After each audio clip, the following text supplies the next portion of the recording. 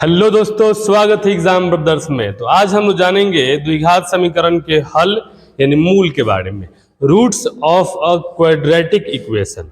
तो आइए शुरू करते हैं बिना किसी देरी के। इसके पहले वाले वीडियो में मैंने आपको बताया है बाबू कि द्विघात समीकरण होता क्या है और हम लोग द्विघात समीकरण की पहचान कैसे करते हैं और द्विघात समीकरण का मानक रूप क्या है। अगर वो वीडियो आपने नहीं देखा है तो जाकर पहले उस वीडियो को आप देखिए। ठीक है, आइए शुरू करते हैं। देखिए, द्विघात समीकरण के मूल या हल, मूल बोलिए चाहे हल बोलिए, ठीक है, यानी roots of a quadratic equation. अब देखिए, ये मूल या हल होता क्या है, ठीक है ना। आपने जब भी बहुपद पढ़ा होगा तो उसमें पढ़ा होगा द्विघात बहुपद।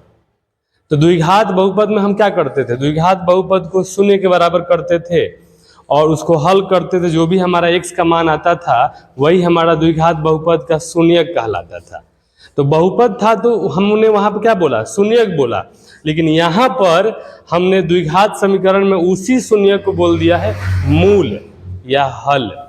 यानी यहाँ भी बाबू कुछ दूसरा नहीं है, वही द्विघात बहुपद वाला जो शून्यक है वही हमारा क्या कहलाएगा, मूल या हल कहलाएगा। यानी जो x का ही मान होगा बाबू, ठीक है। तो यहाँ पे देख लीजिए, कह रहा है कि x का वह मान जो द्विघात समीकरण ax² plus bx plus c बराबर 0 को संतुष्ट करता है उसे द्विघात समीकरण का मूल या हल कहते हैं।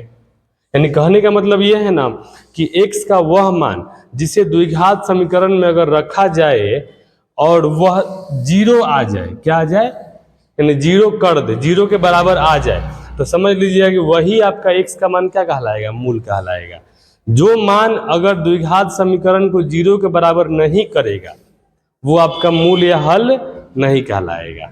क्लियर है। बस एक लाइन में याद रखिए कि x का वह मान जो द्विघात समीकरण में रखने पर द्विघात समीकरण को शून्य के बराबर कर दे वही x का मान हमारा क्या कहलाएगा, द्विघात समीकरण का मूल या हल कहलाएगा। ठीक है। अब द्विघात समीकरण के दो मूल होते हैं, अल्फा और बीटा। जैसे मान लीजिए अगर द्विघात समीकरण का रूप अगर दिया है बाबू ax² plus bx plus c बराबर 0, तो मूलों का योग अल्फा प्लस बीटा बराबर -b/a होता है और मूलों का गुणन अल्फा इंटू बीटा बराबर होता है c/a। और द्विघात समीकरण होता है x² minus alpha plus beta x plus alpha beta बराबर 0। आपने ये द्विघात बहुपद में भी पढ़ा होगा। चलिए हम आते हैं क्वेश्चन पे बाबू, ठीक है। देखिए क्वेश्चन हमारा क्या है, क्वेश्चन हमारा है कि क्या x बराबर 5 द्विघात समीकरण x² माइनस 10x प्लस 25 बराबर 0 का हल है। तो यानी हम इस x के मान को द्विघात समीकरण में रखेंगे, अगर 0 आ गया तो हल है और 0 नहीं आया तो हल नहीं है। आइए करते हैं हम लोग। देखिए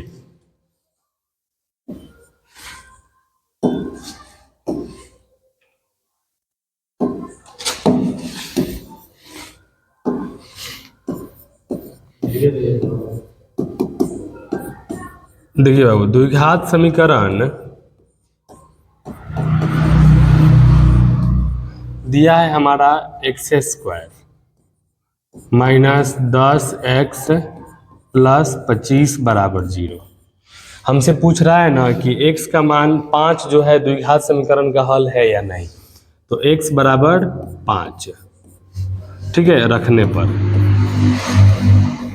तो इसमें जहाँ जहाँ x है ना बाबू वहाँ पे आप द्विघात समीकरण वहाँ पे x का मान 5 रख दीजिए। देखिए x² तो हो जाएगा 5² माइनस 10 गुने x के जब मान 5 अब प्लस हो जाएगा 25 बराबर 0। ठीक है, बोलिए 5 का स्क्वायर हो जाएगा 25 माइनस 10 पचे 50 अब प्लस हो जाएगा 25 बराबर 0। क्लियर है। बोलिए 25 25 हो जाएगा बाबू 50 अब माइनस 50 बराबर 0। तो ये भी आपका क्या हो जाएगा, 0 हो जाएगा और ये भी 0, यानी दोनों बराबर आ गया। तो हम क्या बोलेंगे कि हाँ x बराबर 5 द्विघात समीकरण का क्या है, हल है। तो क्या बोलेंगे बाबू, यहाँ बोलेंगे हाँ x बराबर 5 द्विघात समीकरण का द्विघात समीकरण का हल है। हल बोलिए चाहे मूल बोलिए चाहे शून्यक बोलिए, कोई दिक्कत नहीं है, ठीक है बाबू। चलिए मैंने यहाँ पे एक क्वेश्चन लिया हुआ है, इस क्वेश्चन को आप लोग करिए, हम सेम टू सेम इसके पहले जो मैंने क्वेश्चन बताया है ना वैसे ही बनेगा बाबू। चलिए अगले सवाल पे हम लोग आते हैं। यहाँ पे कह रहा है द्विघात समीकरण 3x² - 4x + 5 = 0 के मूलों का योग और मूलों का गुणन ज्ञात करें। वहां आप लोगों ने पढ़ा होगा शून्यकों का योग और शून्यकों का गुणन, क्लियर है। चलिए इसको हम लोग सॉल्व करते हैं बाबू। देखिए लिखेंगे द्विघात समीकरण, बताइए क्या दिया है जी, दिया है 3x² - 4x + 5 = 0, जो किस रूप का है बाबू बताइए, जो ax² + bx + c = 0 के रूप का है। इस रूप का होता है कि नहीं बताइए, तो इसी रूप का है। तो इस रूप का है तो बताइए तुलना अगर हम करेंगे तो a का मान क्या हो जाएगा बाबू बताइए आप लोग।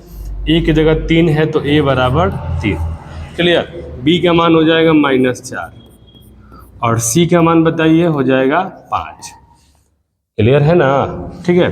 हमसे बोल रहे हैं ना कि मूलों का योग बताइए, तो मूलों का योग, तो मूलों का योग इसका फॉर्मूला मैंने बताया है आपको, अल्फा प्लस बीटा बराबर होता है -b/a, ठीक है। माइनस बी का मान बताइए बाबू, ये -4/a, a का मान 3, ये माइनस माइनस प्लस हो जाएगा 4/3 आंसर।